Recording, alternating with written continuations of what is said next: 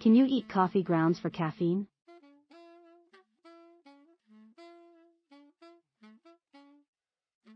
Sometimes you don't have time for a delicious cup of coffee.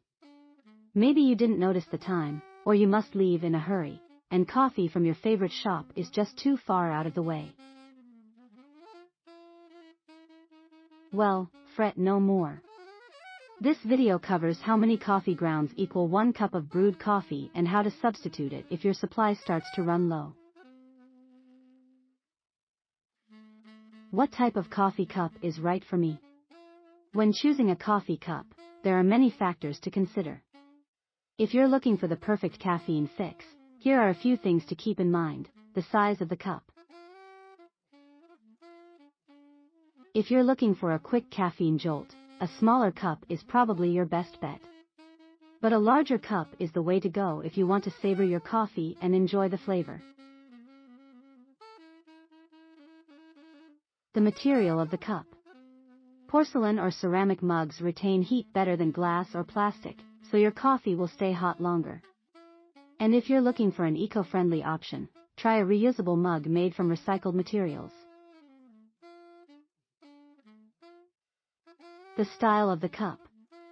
Do you prefer a traditional face or something with more personality? There are many options, so take some time to browse and find the perfect one. Do coffee grounds contain caffeine? The short answer is yes, coffee grounds contain caffeine. The coffee bean, the method of roasting, and the degree of grinding significantly impact how much caffeine is present in coffee grounds. So, if you're looking for a caffeine boost from eating coffee grounds, it's important to research to ensure you're getting what you're looking for.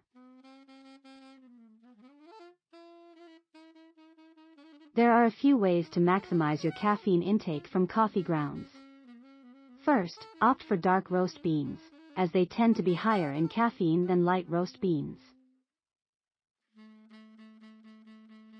Second, choose a coarse grind over a fine effort, as more surface area means more caffeine. And finally, don't be afraid to experiment with different brewing methods to find one that works best for you. So, if you're looking for a little extra caffeine in your diet, coffee grounds may be a good option for you. Just be sure to research and understand how much caffeine you're getting before downing a cup. How do you make your perfect cup of coffee with coffee grounds? Brewing the perfect cup of coffee is an art and a science. Every coffee connoisseur has its own unique method for making its signature beverage. However, there are some basic guidelines that all coffee brewers should follow to make a delicious cup. When using coffee grounds, the first step is choosing the right type of grind. The grind size will determine how long it takes for the coffee to extract, so it is important to experiment until you find the task that suits your taste. Once you have the perfect grind, it is time to add the coffee grounds to your brewer. The general rule is to use 2 tablespoons of coffee per 6 ounces of water. After adding the coffee grounds, it is essential to let them steep for the appropriate time. This will ensure that all the flavor and caffeine are extracted from the beans. Once the coffee has finished brewing, it is time to enjoy your delicious cup of Java.